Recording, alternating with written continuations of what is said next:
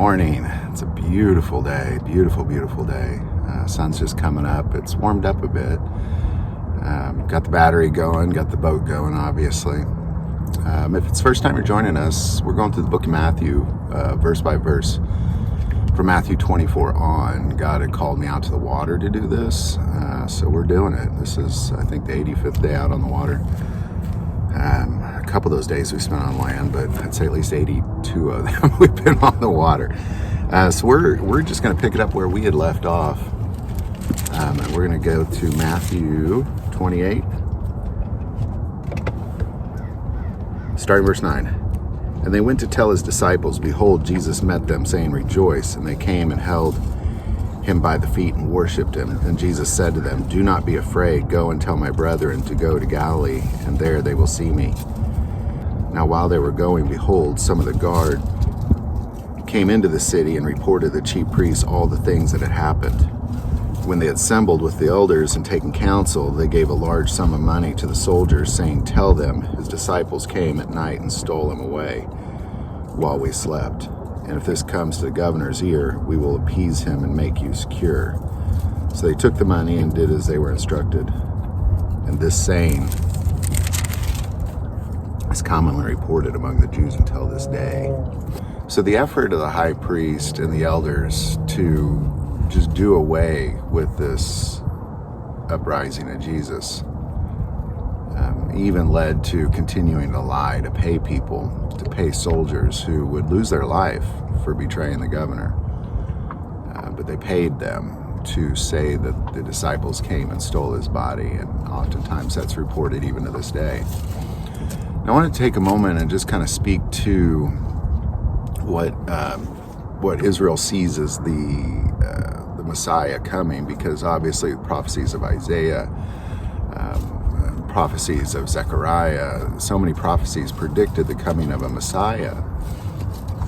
And the Jews believe that there is a Messiah coming, but Jesus was not that Messiah. They still are waiting for that Messiah. And to this very day, there is reports from predominant rabbis in Israel saying that they have actually communicated with the Messiah, that they've been in communication, and that he will be revealing himself very soon. Now, I want to remind you of what Jesus had said about the coming of the Messiah. Like they'll say, look, there he is in the temple, or look over there, he's out in the wilderness, or look over there, and they're already starting to do that. I think that's very important that we begin to see that that's already beginning, that piece has already began, that we are living in a world right now where people are saying, well, I've been in contact with the Messiah. I've actually talked to him, and he will be revealing himself soon. I'm going to do a video on that coming up, but I just wanted to address it here because this is what these lies are about. This is what all this was about, was that here he thinks he's the Messiah, but no, he's snuffing out their religious leadership in their eyes, and they want him dead because of it. And to this very day, we're still dealing with the exact same thing, that there's this denial of who Jesus is, that all the prophecies of his coming, that he fulfilled so many prophecies, so many prophecies that were fulfilled because of what he did, that it amazes me that people that believe in a Messiah are still waiting for that Messiah. But it's important that we see that's been a thing going on for a long time, and that now things are starting to shift. Now predominant rabbis are saying that they've been in contact with the Messiah, like they're actually talking to him, that he is in this world, and they've chatted with him, and that he will be revealing himself soon. Just like Jesus said would happen in Matthew 24. Verse 21, for then there will be great tribulation, such as not been since the beginning of the world until this time. No, nor ever shall be. And unless those days were shortened, no flesh would be saved. For the elect's sake, these days will be shortened. And if anyone says to you, look, here is the Christ, or there, do not believe it. For false Christs and false prophets will arise and show great signs and wonders, so as to deceive, if possible, even the elect. See, I have told you beforehand. Therefore, if they say to you, look, he is in the desert, do not go out, or look, he is in the inner room, do not believe it. For as lightning comes from the east and flashes to the west, so also will the coming of the Son of Man be. And now we're seeing it. Now we're actually literally staring at rabbis saying that they've been in contact with the Messiah and that he will be revealing himself. And I guarantee you, in the next 12 to 16 months, what you're going to see is they're going to say, look, there he is over in the desert, or look, there he is in the inner room. They're going to point at somebody. They're going to point at somebody because, again, I'll do a video on that, but predominant rabbi, not just some old rabbi, just predominant rabbis are saying they've been in contact with the Messiah. So we're already seeing it beginning to happen. There's people that are already worshiping political figures as the Messiah. It's already, the world is prepared for the antichrist. This world will embrace him. They're ready to embrace him. The Israeli community is ready to embrace him. I believe America is ready to embrace him. If America embraces him, then the rest of the world's probably going to embrace him. It's coming. Just be ready and don't be fooled. He comes like lightning flashes from the east to the west. That's how he comes. So if anybody says, look, there he is over there, do not believe it.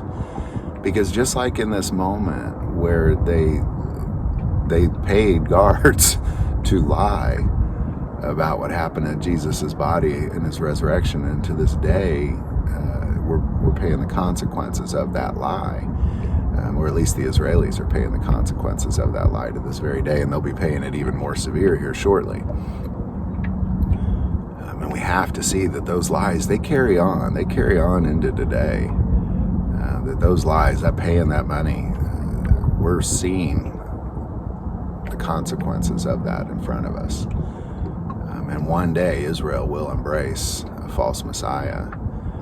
And it's coming soon. It really is coming sooner than you think. I'd encourage you to Google predominant Israeli rabbi says he's been in contact with the Messiah, and just see what you get. It's fascinating. But in this moment, there's nothing that they could do. He is resurrected. The trickery is done. This is their last trick. This is the last trick they wield, is a lie. They can't seize him anymore because the angels are guarding over him. They're not going to get him. They're not going to lay hands on him one more time, that's for sure. What he came to do is finished.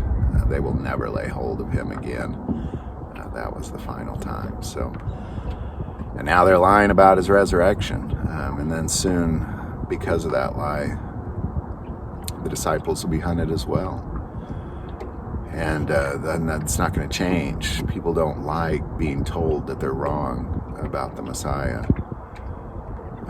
And if they claim that, look, there's a Messiah, here he's in the desert, or he's over in the inner room.